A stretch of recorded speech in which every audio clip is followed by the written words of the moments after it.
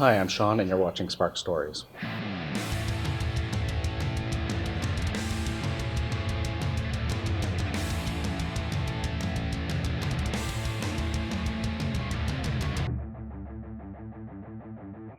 Hardcore to me, it was really what punk evolved into in the 80s. It got faster, it got a little harder, but it was also about fun, creativity, and community. So for us, we had a lot of fun, at punk shows.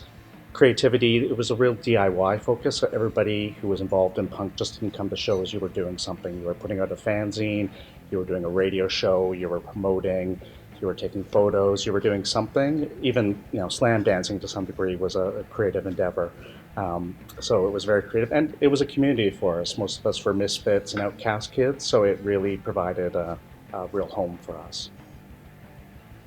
So the book, we knew we wanted to capture the essence and spirit of what we'd experienced on the Toronto 80s hardcore scene. So we started gathering photos and doing interviews. We had about 50 people's photo collections and flyer collections, and then we interviewed about 150 people that were in bands or participated in the scene. And we really wanted to create a dichotomy of, capture the spirit of what was there in the punk scene in Toronto in the 80s.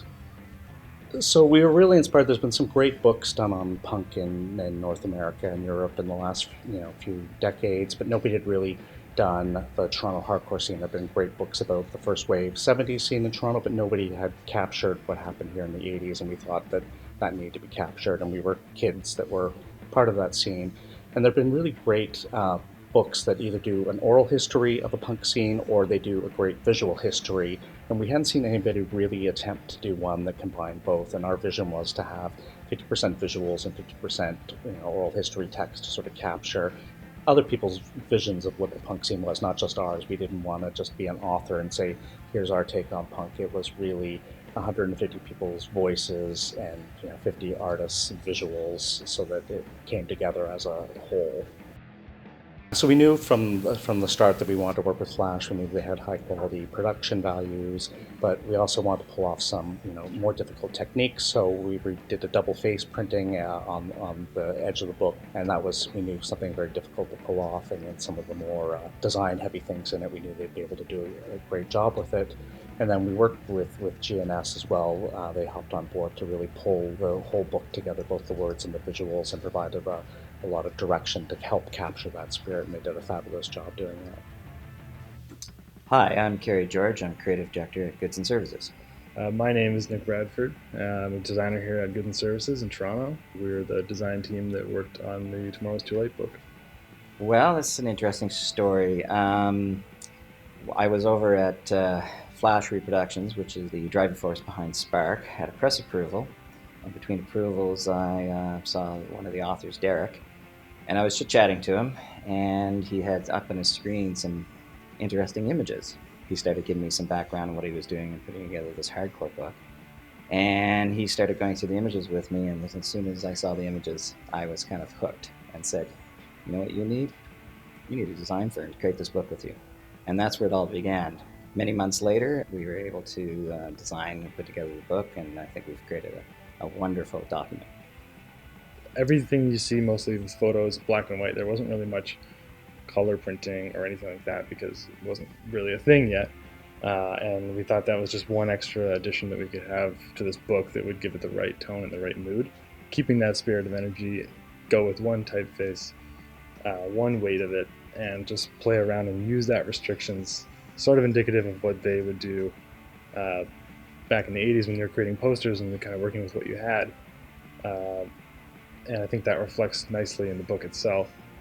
Each section of the book is divided or wrapped up with a full-page image spread of content or memorabilia from the era. So there's sections with shirts, there's sections with records. And it was really cool for us to receive all of that different sort of memoirs and whatnot from the era, from Derek and Sean. They'd collected it from all kinds of people.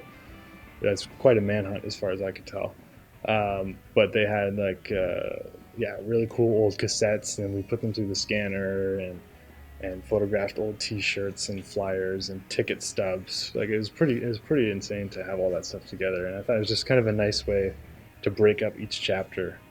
I was amazed at just how many images that people had saved over the years. I was actually kind of shocked that something that felt, you know, just a moment in time where we were talking about, um, negatives, pieces of film, scraps of paper, those sorts of things. How much was actually kept by people, and how much passion they had behind this movement. What we did is we had the entire design team work as a collaborative project, worked on the aesthetic of the book, how we felt it was going to look. We wanted to have something that had the spirit of the book and had the energy of that music at the time, but not necessarily be like a fanzine, a copy of a fanzine. We were showing that material, so we needed to separate it. We needed to make sure that the documentation that we were showing was separate from the graphics of the book, but still had that kind of feeling.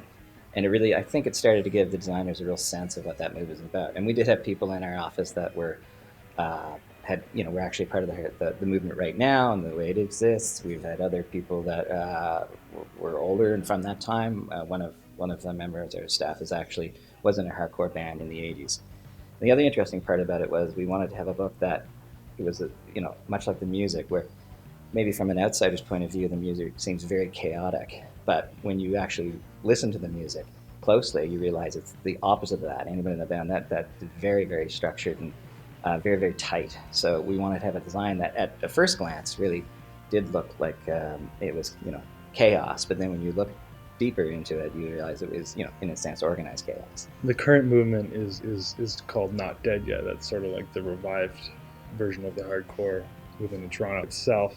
The beginning of the book is actually titled, like the introduction is titled Tomorrow is Too Late, and the conclusion is titled Not Dead Yet. So it kind of works as like a full cyclical history.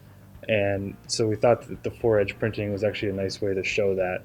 So obviously when you're bending the book the one way, you see Tomorrow is Too Late. You're bending it back the other way, and it shows the Not Dead Yet. So it's kind of just a nice full round wrap up of the movement itself. Hi, I'm Sean, co-author of Tomorrow is Too Late. Thank you for watching my Spark story.